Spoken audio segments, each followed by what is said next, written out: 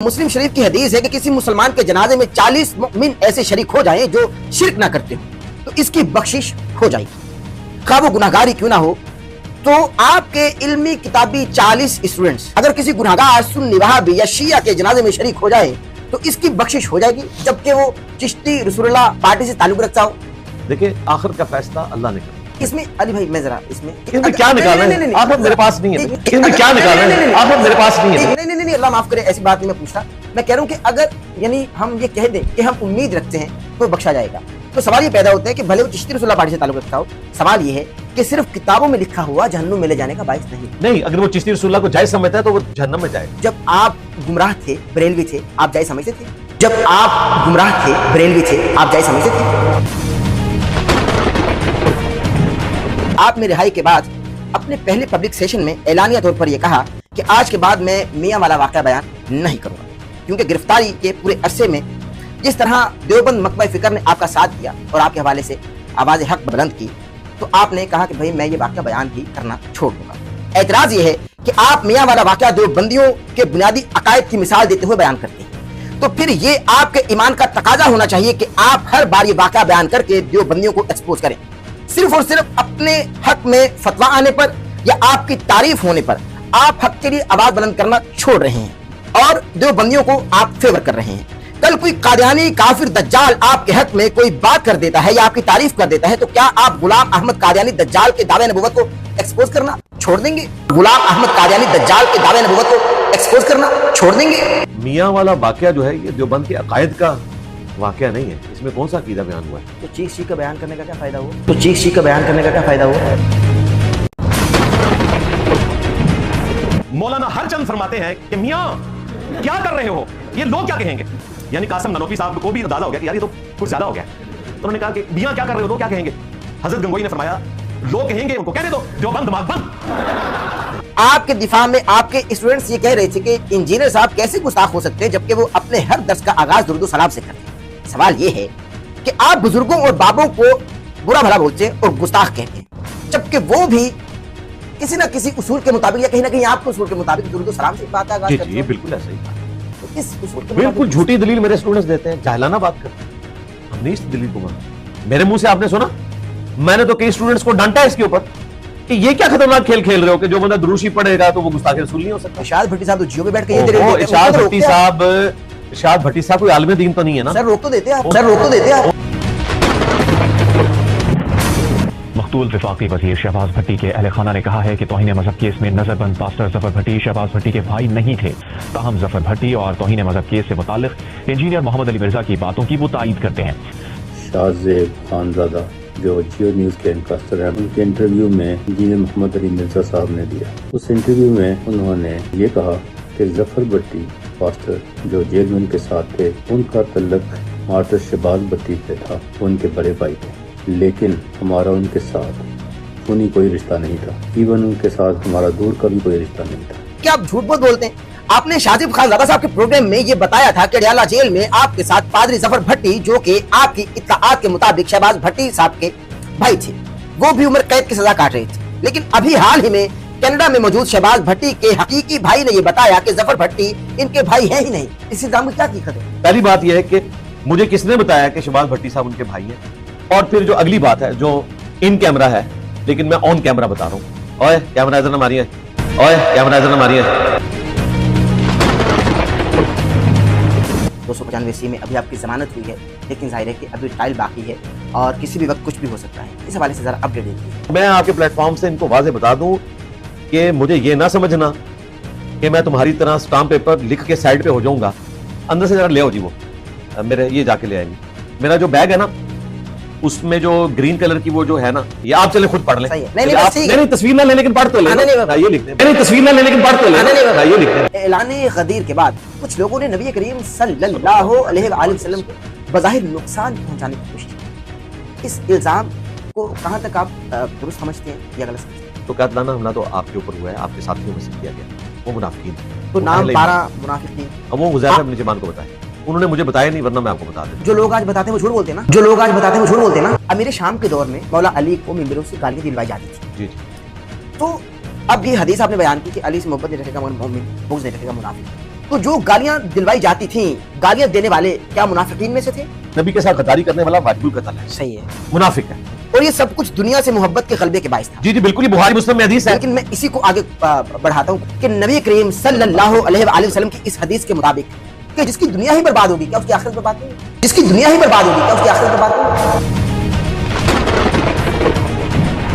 आपने एक पॉडकास्ट में ये फरमाया कि अगर पिंडी वाला मुफ्ती बास ना आया तो आप इनका केस रीओपन करेंगे, जबकि नबी अलैहिस्सलाम फरमाते हैं कि किसी कौम की दुश्मनी तुम्हें इस बात पर ना उभारे कि तुम हक का साथ देना छोड़ दो। तो क्या आपको नहीं लगता कि आपका इनको ये धमकी देना इस हदीस की खुली खिलाफवर्जी है? उसने मेरी धमकी समझ ली, वो समझदार आदमी है, उसे पता चल गया कि क्या होने वाला है। बस जितना ही मैंने गंद करना था कर लिया, मैं आगे नहीं चला। बस जितना ही मैंने गंद करना था कर लिया, मैं आगे नहीं चला। कि हजरत अमीर मुआविया रज़ियल्लाहु ताला अन्हु के विसाल की वजह क्या थी या ये शहादत थी, तो बताइए। इतनी शहादत तो उनकी नहीं हुई है, वो एक फोड़ा निकले से इस दुनिया से कूच करके, और उस फोड़े में उनको बहुत तकलीफ होती थी, चीखें मारते थे। और ये वाकया बाबा जानी ने खुद सुनाया अपनी नेचुरल डेथ। वैसे जो तकलीफ में जाए वो शहादत का तो सारे तकलीफ में ही जाते हैं। वैसे अब तो आप नहीं जाएंगे मक्का मदीना? हाँ जी, मैंने तो यही इरादा किया, बाकी अल्लाह ने बुला लिया। कोई हालात वाकयात ऐसे बन गए कि अल्लाह बुलाते हैं, इंसान पैसे से जाते हैं। नहीं, दोनों चीजें, आप नियत भी करें और असबाब भी हो। अगर कोई आलिम दीन ये कह दे हमको अल्लाह बुलाते हैं, नहीं ठीक है, अल्लाह ताला ही बुलाते हैं। सर उनका अंदर आप जानते हैं, फिर भी आप कह रहे हैं कि अल्लाह ताला बुलाते हैं। नहीं, अल्लाह ताला का कनेक्शन है उनके साथ या उनका अल्लाह है? ताला नहीं, अल्लाह ताला का कनेक्शन है उनके साथ या उनका है? अल्लाह ताला की मर्जी के बगैर कोई काम हो नहीं सकता। अगर अल्लाह रोकना चाहे तो रोक सकता है, लेकिन दुनिया बकदरे एफर्ट है। इसमें अल्लाह की कितनी मर्जी शामिल है? इसमें अल्लाह की कितनी मर्जी शामिल है? अगर अल्लाह की मर्जी ना होती आप ये ना उठा सकते। यानी अल्लाह ने आपके मुखालिफिन को इजाजत दी, आप पे 295 का झूठा मुकदमा बनाए और आपको उनकी सलाखों के अंदर डाल दिया। मुल्हिदीन का एतराज है कि नबी करीम सल्लल्लाहु अलैहि वसल्लम को 40 साल के बाद ही नबूवत क्यों मिली, जबकि वो हमेशा से नबी थे। अल्लाह ने एकदम से फैसला किया। सूरतुल अनकबूत में है कि इस कुरान के नुज़ूल से पहले ना आप किताब में से कुछ पढ़ सकते थे, ना अपने दाहिने हाथ से कुछ लिख सकते थे, वरना ये चीज काफिरों को शक में मुब्तला कर देती कि किताब आपने खुद लिखी है, ये किताब आपने खुद लिखी है। आपने एक इंटरव्यू देते हुए फरमाया है कि मैं पॉलिटिकल लीडर्स की तरह नहीं हूं कि जो लोगों के बच्चे मरवाऊं। मैंने लोगों के बच्चे भी नहीं मरवाने, अपने बच्चों को भी इस काम में नहीं डालना। अली भाई, क्या ये ईमान की कमजोरी, दगाबाजी, दीन से मुंह फेरना नहीं है? आप तो पक्के सच्चे हुसैनी हैं, और हुसैन अलैहिस्सलाम तो सबसे पहले करबला में अपने बच्चों को लेकर गए, अपने सहाबा को लेकर गए। मौला अली ने कहीं नहीं ये कहा कि भाई मैं किसी भी जंग में अपने बच्चों को पीछे रखता हूँ, सहाबों को पीछे रखता हूँ, मैं दीन का काम कर रहा हूँ, तौहीद की दावत को लेकर चल रहा हूँ, बड़ा मुश्किल काम है, मैं अपने बच्चों को नहीं लाऊंगा क्योंकि बड़ा कठिन है मामला, मैं खुद सब कुछ देखूंगा। सबसे पहले उन्होंने बच्चे आगे किए। तो ये दगाबाजी मैं समझता हूँ। आपका बयान ये देना नहीं बनता था कि आप कह रहे हैं कि मैं अपने बच्चों को नहीं लाऊंगा। हाँ, तो फिर इसके ऊपर झगड़ा करने की क्या जरूरत है? हाँ, तो फिर इसके ऊपर झगड़ा करने की क्या जरूरत है?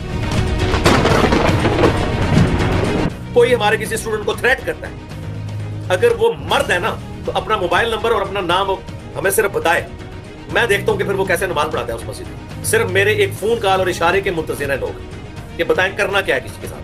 आपका आपके हर स्टूडेंट के हक में जुर्रतमंदाना, दलेराना बयान कि अगर मेरे किसी भी स्टूडेंट को मस्जिद में नमाज पढ़ने से रोका जा रहा है तो हमें एकेडमी के नंबर पर फोन करके बताएं। तो फिर आप देखें कि हम इनके साथ करते क्या है।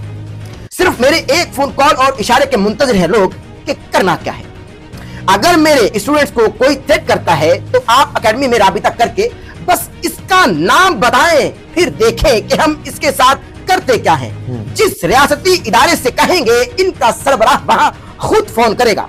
इनकी इतनी जुर्रत, एक तरफ बड़े बड़े दावे, मगर दूसरी तरफ आपके जेल जाने के बाद आपके एक स्टूडेंट पर सिर्फ एक कमेंट करने की वजह से 295C का मुकदमा दर्ज कर दिया गया। आपने अब तक इसके लिए कुछ किया या अब तक बस खोखले दावे ही हैं? मुझे नहीं पता था कि आप इतना मुश्किल सवाल ले आएंगे। मुझे नहीं पता था कि आप इतना मुश्किल सवाल ले आएंगे।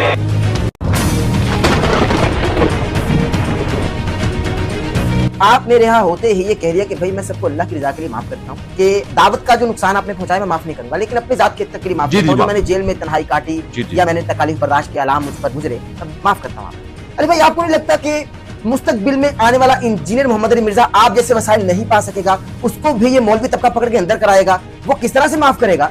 अगर आप आज माफ ना करते और ये तमाम लोग अंदर होते, अपना अपना किया भुगतते, तो शायद आने वाला इंजीनियर मोहम्मद अली मिर्जा कहीं ना कहीं बच जाता। लेकिन आपने तमाम लोगों के लिए एक नुकसान खड़ा कर दिया। जनाब, इनकी जरूरत भी नहीं मुस्तकबिल में इस तरह की हरकत करते हैं किसी ऐसे बंदे के साथ जो दीन का काम कर रहा हो। अगर करेंगे तो हम खड़े हैं, हम तो इंशाअल्लाह ताला आप देखें इनके साथ करने क्या जा रहे हैं।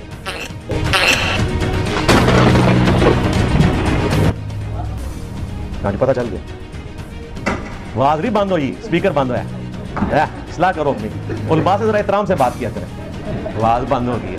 आपके टीम मेंबर कैमरा ऑपरेटर आपको बताया कि भाई आवाज बंद हो गई, क्लिप बड़ा वायरल। आपको बताया गया कि आवाज बंद हो गई आपकी, आपने कहा कि हाँ जी पता चल गया, जरा देखा, हाँ जी पता चल गया, आवाज नहीं बंद हुई, स्पीकर बंद हुआ है? तस्वीर करो अपनी, उलमा से जरा एहतराम से बात किया। आप तो खुद को आलिम दीन नहीं कहते, किस आलिम दीन से एहतराम से बात करने की बात की जा रही है? मैं ये जवाब ही नहीं दूंगा, मैं ये जवाब ही नहीं दूंगा। कब्रों पर इमारतें बनाना या कब्रें पक्की करना नबी के फरमाने अक़दस की सरी गुस्ताखी है, तौहीन है। मगर हम देखते हैं कि हमारे पाक फौजी जवानों की शहादत के बाद इनकी लहर को पक्का किया जाता है और कब्र पर इमारत भी बनाई जाती है, जैसे कि मेजर राजा अजीज भट्टी शहीद। तो क्या इन जिंदा फौजी जवानों यानी जिंदा शहीदों की कबूर को पक्का करना बिदअत हो? ये मम्मी डैडी मज़ारात के बारे में पूछ रहे हैं, हम तो बड़ों के मज़ारात को कुछ नहीं समझते। अब मैं आपको बताऊं, इमाम बुखारी इमाम मुस्लिम का भी मज़ार बना हुआ है कि मेरे हाथ में हुकूमत आ जाए, मैं कोई मज़ार नहीं गिराऊंगा जब तक कि लोग खुद मज़ार न गिराएं। बच्चे की विलादत होती है, नौमौलूद बच्चे के कान में अजान दी जाती है। इसकी हकीकत जरा बताइएगा कि नौमौलूद बच्चे के कान में जो अजान दी जाती है वो अजान फजर होती है, अजान जोहर होती है, असर होती है, मगरिब होती है, इशा होती है। अगर कोई शख्स खतरे नहीं करवाता तो सही बुखारी में है 80+ एज थी, 87 साल उम्र थी हजरत इब्राहिम अलैहिस्सलाम की, जब उन्होंने अपने खतरे खुद किए। ये सही बुखारी में लिखा है। तो 87 साल तक तो हजरत इब्राहिम के भी खतरे नहीं हुए थे, मुसलमान ही थे। तो 87 साल तक तो हजरत इब्राहिम के भी खतरे नहीं हुए थे, मुसलमान ही थे। यूट्यूब एड्स के हवाले से आपका मौक़िफ़ इंतहाई सख्त है। आप वीडियो पर बेपर्दा खवातीन के एड्स देखना भी गवारा नहीं करते, मगर आप पर इल्जाम है कि आप बेपर्दा खवातीन को एड्स में देखना गवारा तो नहीं करते, मगर बेपर्दा खातून एंकर की वीडियोस के नीचे कमेंट जरूर करते हैं। ये क्या वजह है? आवाज का भी तो पर्दा है ना, अगर आप ऑडियो भी सुनते हैं आवाज का पर्दा है। और लानत भेजें जी, और लानत भेजें जी। मसला तो उनका है कि जिन्होंने शागिर्दियां बनाई हुई हैं बाद में आपकी चाचियां बन जाती हैं। मसला उनका है, जब हम भी कोई चाची ले आए तो फिर आपने गिला करना है। ठीक है, हमारे पास जो एक चाची आप लोगों की मौजूद है, हम उसकी खिदमत कर लेना तो वही बहुत बड़ी बात है। कोई हुकूमती ओहदेदार, कोई जज, कोई आलिम, कोई फकीह ऐसा नहीं है जो इस गुनाह में मुब्तला ना हो, सवाए चंद एक लोगों के जिनको अल्लाह बचा ले और अपने बच्चों को इन बुजुर्गान दीन की पहुंच से दूर रखे। काफिरों ने इस्लाम को उतना नुकसान नहीं पहुंचाया जितना नुकसान मुसलमानों ने और उनके पेशवाओं ने अल्लाह रसूल का नाम लेकर पहुंचाया। ये तो मानते हैं कि उन्होंने अपने नामों के कलमे दुरुस्त पढ़वाए हैं। चिश्ती रसूलुल्लाह हो, थानवी रसूलुल्लाह हो, शिबली रसूलुल्लाह हो, सादिक रसूलुल्लाह हो, इवन मुआविया रसूलुल्लाह भी किताबों में आया। तो मैंने समझा कि बिल्कुल मैं जहन्नम में जाने लगूं, मैंने ब्रेलवी छोड़ दी। तो आज के लोगों को तलाक दे दी। तो ब्रेलवी छोड़ देना, आपने करवाया है। सरकार ब्रेलवी छोड़ देना। नहीं, मैंने नहीं तारुफ करवाया। 2009 का मुनाजरा चिश्ती रसूलुल्लाह का मैंने करवाया था। आपने नहीं करवाया? सरकार 2009 का मुनाजरा चिश्ती रसूलुल्लाह का मैंने करवाया था। कितने लोगों को पता था? ओ एक मिनट, हाँ ना, आपने मुझको बताया, मुझे मेरे नहीं पता भाई, था। ओए। आपकी वजह से पता चला। आपने मुझको बताया, मुझे मेरे नहीं पता भाई, था। ओए। आपकी वजह से पता चला। आपके क्लिप में सुना जा सकता है कि आप फरमा रहे हैं कि मैं हजरत मुआविया रज़ियल्लाहु तआला अन्हु को मौला अली की हुकूमत का बागी समझता हूं। शदीद तनकीद के बावजूद भी आपकी सख्त सिक्योरिटी को देखे तो महसूस होता है कि आप हजरत मुआविया रज़ियल्लाहु तआला अन्हु की सुन्नत अमल करते हैं। इसमें आप मुझे बदवाई ना दें, इसमें आप मुझे बदवाई ना दें। आप माशाल्लाह अली करते हैं, अली वाले हैं।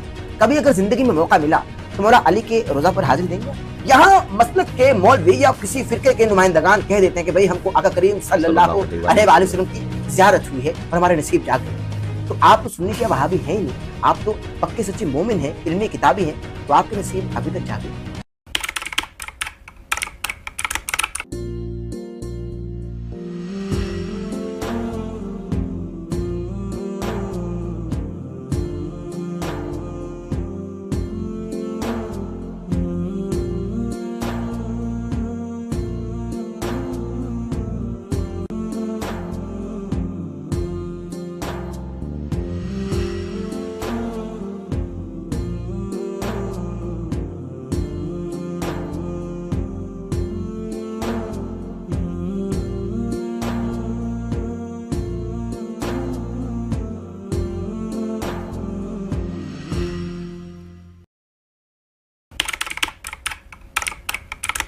अहमद नसीर ऑफिशियल की वीडियोस देखने के लिए हमारे YouTube चैनल को सब्सक्राइब कीजिए और बेल के आइकन को प्रेस कीजिए ताकि आपको हमारी आने वाली तमाम वीडियोस की अपडेट्स मिल सकें।